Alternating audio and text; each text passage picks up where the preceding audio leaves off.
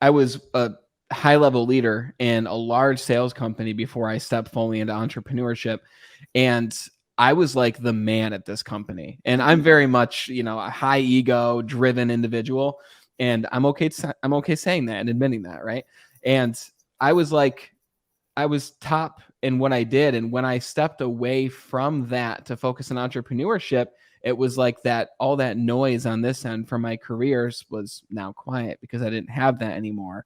And I was building my own structure and working on my own business, trying to figure things out. And I went from a place of very high status to not being known in the marketplace. And that really rings true with what you just said. It is a form of trauma in a sense, because you're asking, okay, who I am wasn't necessarily attached to this big role that I was once in. Who I am is so much more than that. But when we're in those positions of leadership, we can tend to attach that to our identity. Or even if you're in a lesser role and you step into a higher role, you have to mold and craft and chisel away at what you want that new identity to be. So in your work, do you help people craft a new identity? Like, what does that form of work look like? Yes, this is my favorite work. It's so much fun. And one of the reasons I love it is that there's no end to identity work. You can keep elevating yourself as far as you want to go. And when I first started, I feel like maybe the identity work was from ego a bit. And then in the last few years, I've done a lot of stripping back my own ego. It's funny you brought that up. And I feel like the work I'm doing now with identity is coming from a different place where it's not this push and strive and I need to change myself because I don't love who I am right now. It's really coming from a place of love and grace and potential and greatness and impact and possibility, right? So we strip the ego away and we're like, hey, from this place of heart and soul, like, who are you becoming, and what kind of identity are you walking with, right? And I love the fact that identity gets to be this ever evolving process. And I walk my clients through that. So on the growth scale, I always like to say that, like, most people live in this like straight line growth process where it's just like straight their whole life. Bless their souls, no problem, right? Some people, it's like, this is the normal, and then it goes down and they get stuck in this lower frequency. Another common one is this chaotic up and down, but it still lives in the same frequency of the same high, the same low, but it's just repeating over and over and over again. It's very exhausting, right? The one I like to bring my clients on is this one where it's just this gradual up curve. But the thing that I think triggers entrepreneurs and high achievers and creators is the dip, right? And there's always going to be a dip, no matter what, no matter who you are and how great you are.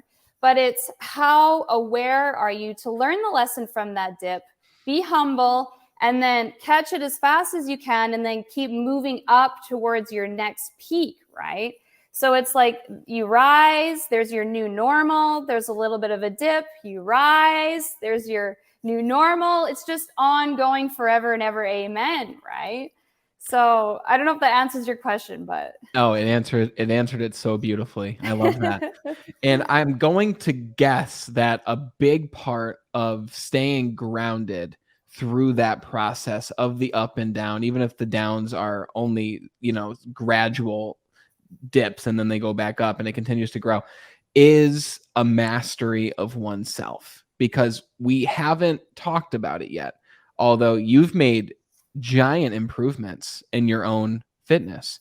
And your story is very similar to mine. I think we were around the same age when it happened, but when I was 21, I was 260 pounds. I was unhappy. I was like very depressed with myself because I had no idea who I was and I had no idea what I wanted. I didn't know what X was, like what we talked about earlier.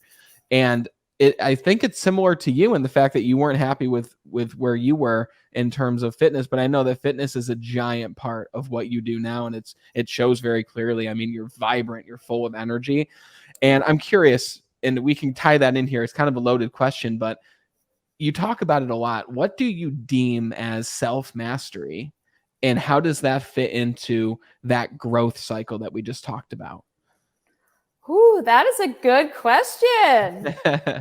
I have never thought about this. So let's see what comes up. What do I deem as self-mastery? Wow. I think it's this, actually, Ed Milet talks about this.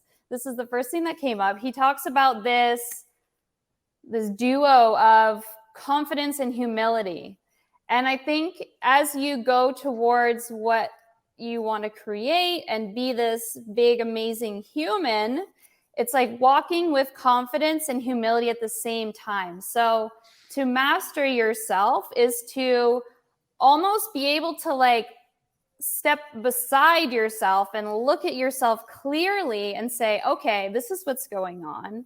And not be like so attached or like even, or on the other side of that, like disassociated from like who you are right now. So you can just look at yourself like the observer, almost like a monk, and then work with what's there, right? So it's like mastering yourself is like molding the clay like a pottery person, you know? It's like being present with the process of becoming a masterpiece in the making.